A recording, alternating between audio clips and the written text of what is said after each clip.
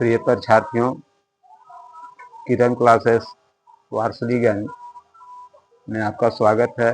मैं ओझा सर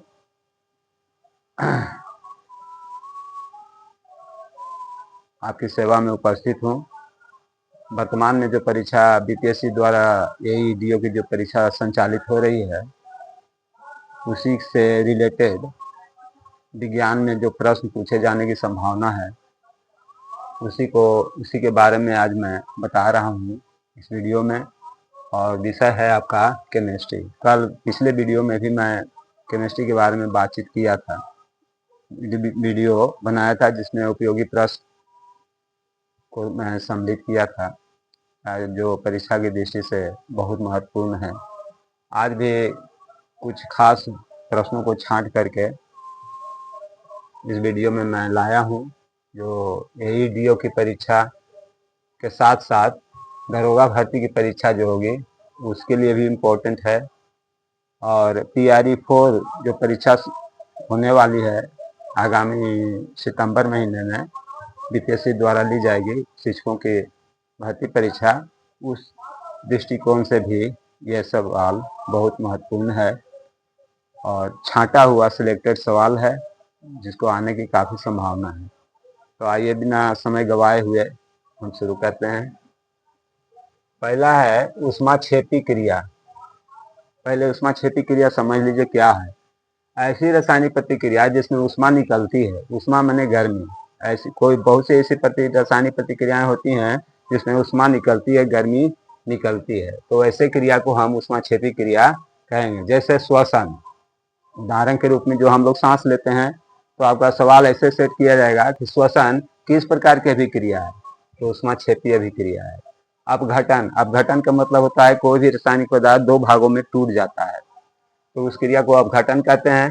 तो अब पूछेगा सवाल कि अपघटन किस प्रकार की अभिक्रिया है, तो ऊष्माक्षेपी अभिक्रिया है। प्राकृतिक गैस का जलना, नेचुरल गैस का जलना किस प्रकार की अभिक्रिया है, ऊष्माक्षेपी अभिक्रिया है जिसमें ऊष्मा निकलती है। ठीक इसी का उल्टा ऊष्माशोषी अभिक्रिया है। ऐसी रासायनिक प्रतिक्रिया जिसमें ऊष्मा और बाहर से दिया जाता है तभी वो रासायनिक प्रतिक्रिया संपन्न हो गया, अदरवाइज वो प्रतिक्रिया नहीं संपन्न होगी। तो ऐसे क्रिया को ऊष्माशोषी अभिक्रिया कहते हैं, जिसमें बाहर से ऊष्मा दी जाती है तब प्रतिक्रिया, रासायनिक प्रतिक्रिया आपको संपन्न होगी। आगे आते हैं, परमाणु, आयन या अणुओं द्वारा इलेक्ट्रॉन को त्यागने की क्रिया को ऑक्सीकरण कहते हैं। ऑक्सीकरण की परिभाषा तो बहुत सा है, तो आधुनिक परिभाषा यही है कि जो पदार्थ, जो परमाणु, जो आयन, जो अणु इलेक्ट्रॉन का त्याग करते हैं तो वहां पर ऑक्सीकरण की क्रिया होती है। ऐसे ऑक्सीकरण का मतलब हुआ ऑक्सीजन का जुटना और हाइड्रोजन का हटना। ऑक्सीजन जुटेगा और हाइड्रोजन हटेगा, इस क्रिया को ऑक्सीकरण कहते हैं। आधुनिक परिभाषा के अनुसार इलेक्ट्रॉन का हटना, इलेक्ट्रॉन का हटना रसायन ऑक्सीकरण क्रिया कहलाती है। ऑक्सीकरण जहां पर होगा वहां उस तत्व की घनात्मक संयोजकता बढ़ जाती है। सवाल ये भी पूछेगा कि जहां पर ऑक्सीकरण क्रिया होती है वहां पर तत्व की घनात्मक संयोजकता क्या होती है, घट जाती है, बढ़ जाती है, सामान्य रहती है, इस तरह के सवाल पूछे जा सकते हैं। तो आपका आंसर होगा कि तत्व की घनात्मक संयोजकता जो होती है वो बढ़ जाती है ऑक्सीकरण की क्रिया में।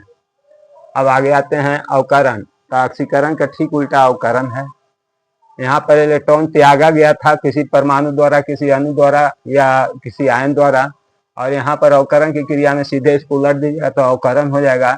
मैंने जब कोई परमाणु, आयन या अणु इलेक्ट्रॉन को ग्रहण करता है, रिसीव करता है, तो वह क्रिया अवकरण कहलाती है। अंग्रेजी में रिडक्शन कहते हैं, REDUCTION, रिडक्शन कहलाती है। और ये हो गया अंग्रेजी में ऑक्सीडेशन कहते हैं, OXI, ऑक्सीडेशन और रिडक्शन अभिक्रिया। आगे बढ़ते हैं, उत्प्रेरक क्या है। तो उत्प्रेरक रासायनिक प्रतिक्रिया की गति को बढ़ा देता है।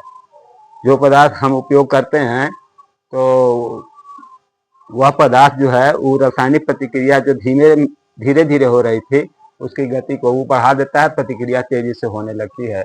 तो वैसे पदार्थों को हम उत्प्रेरक कहते हैं, उत्प्रेरक कहते हैं। अब आ जाइए शुद्ध अल्कोहल और में ईथर या बेंजीन मिलाकर पावर अल्कोहल बनाया जाता है। ध्यान दीजिएगा, आपका सवाल होगा कि पावर अल्कोहल का प्रयोग कहाँ किया जाता है, तो इसका प्रयोग हवाई जहाज में ईंधन के रूप में किया जाता है। जैसे हम लोग मोटरसाइकिल है, कार है, जीप है, डीजल भरवाते हैं, तो हवाई जहाज भी ईंधन के रूप में जो काम करता है, जिसके कारण मोटरसाइकिल है, ट्रक है, जीप है, कार है, सब चलता है। उसी प्रकार हवाई जहाज को भी चलने के लिए ईंधन की जरूरत है, तो ईंधन उसका क्या कहलाता है, पावर अल्कोहल। इसमें क्या क्या रहता है, तो जब शुद्ध अल्कोहल में ईथर या बेंजीन दो में से कोई एक चीज मिला देंगे तो पावर अल्कोहल बन जाता है, शुद्ध अल्कोहल, और इसका प्रयोग हवाई जहाज के रूप में, हवाई जहाज में ईंधन के रूप में किया जाता है।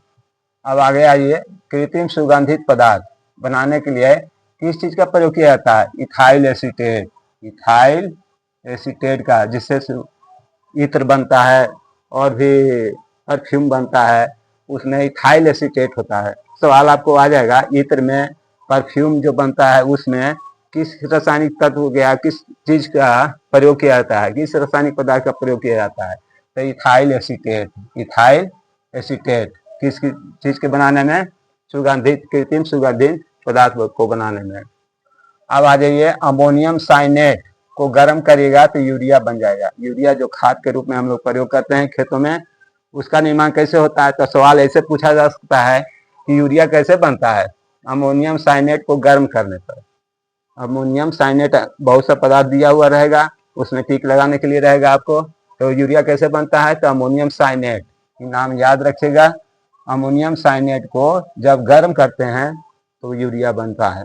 फैक्ट्रियों में जो जहाँ यूरिया का उत्पादन होता है, वहाँ पर बड़े पैमाने पर अमोनियम साइनेट को गर्म किया जाता है भट्टी में, जिसके कारण हमको यूरिया प्राप्त होता है, और वह यूरिया बोरा में भर करके बाजारों में लाया जाता है, जिसको किसान खरीदते हैं।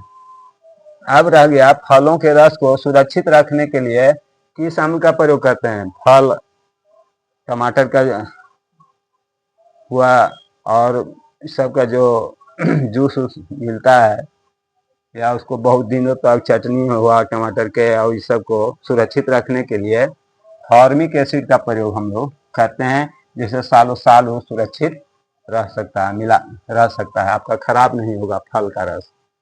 आगे बढ़ते हैं, फोटोग्राफी में सिल्वर ब्रोमाइड का प्रयोग किया जाता है। याद रखिएगा, आपका क्वेश्चन हो जाएगा कि फोटोग्राफी में किस रासायनिक पदार्थ का प्रयोग किया जाता है, तो सिल्वर ब्रोमाइड का प्रयोग किया जाता है फोटोग्राफी में, जिससे फोटो आपका साफ होता है और अच्छा दिखाई पड़ता है। आम्लराज क्या है, आम्लराज ऐसा रासायनिक पदार्थ जो दो अम्लों को मिलाने से बनता है, जिसमें कठिन से कठिन धातु भी जब उसमें डालिएगा तो वो आपको घुल जाता है, मैंने घुल जाता है। जैसे सोना तो कठोर हो गया, उसको भी आप डालिएगा तो उसमें अम्लराज में घुल जाएगा वो। तो अम्लराज बनता कैसे है, अम्लराज माने अम्लों का राजा। तो एक भाग आपको सांद्र माने गाढ़ा HNO3 नाइट्रिक अम्ल, एक भाग नाइट्रिक अम्ल रहेगा, और 3 भाग हाइड्रोक्लोरिक अम्ल रहेगा। दोनों को मिला देंगे तो अम्लराज बनता है, जिसमें कठोर से कठोर तत्वों को घुलाया जा सकता है। लोहा हो गया, निकेल हो गया, यहाँ तक सोना को भी हम उसमें घुला सकते हैं, घोल बना सकते हैं, गल जाता है। तो इसको हम अम्लराज कहते हैं, अम्लों का राजा, अम्लों का राजा। इसमें क्या क्या होता है याद रखिएगा, एक भाग HNO3 माने नाइट्रिक अम्ल, और 3 भाग HCl जो सांद्र माने गाढ़ा, सांद्र माने गाढ़ा गाढ़ा रहेगा, पतला नहीं रहेगा।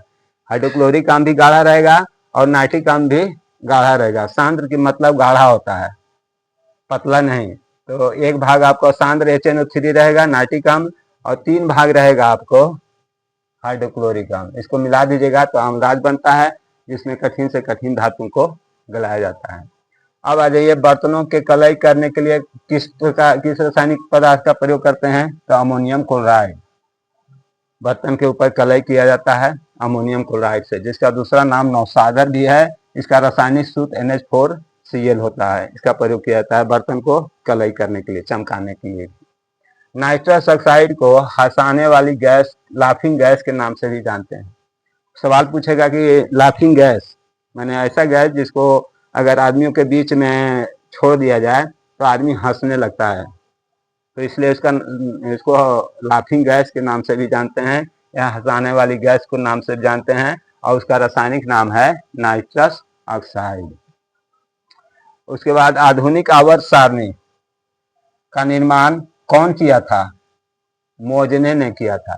ऐसे मेंडलीव साहब पुराना सबसे पहले आवर्त सारणी का निर्माण किए थे, तो उसमें क्रमानुसार कुछ धीरे धीरे समय के बदलते हुए और नए तत्वों को आने से उसमें चेंज होते गया आवर्त सारणी में, तो बाद में वो आधुनिक आवर्त सारणी बना। आधुनिक आवर्त सारणी को बनाने में मोजने साहब का हाथ है। मोजने, याद रखिएगा, आधुनिक पीरियोडिक टेबल। अब आ गया रक्त के प्रवाह को रोकने के लिए चिकित्सक कौन सा रासायनिक पदार्थ का प्रयोग करते हैं? तो फेरिक क्लोराइड। जैसे खून बह रहा है, खून को रोकना है, तो उस फेरिक क्लोराइड का प्रयोग किया जाता है, जिससे खून रुक जाता है। आपका गैलिना, सेरुसाइड और मेसिकॉट किसका अयस्क है? सीसा का अयस्क है।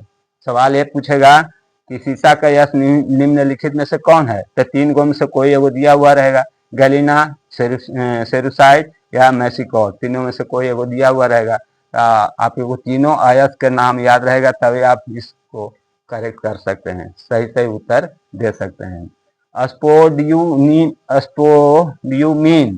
किसका अयस्क है? तो लिथियम का एकमात्र अयस्क है स्पोड्यूमिन, लिथियम का अयस्क है। तो ये आज के वीडियो में यहीं तक। नेक्स्ट क्लास में हम और केमिस्ट्री से संबंधित या और कोई विषय लेकर हम आएंगे। आपकी सेवा में कल मैं फिर उपस्थित होऊंगा। आज के लिए बस इतना ही। That's all.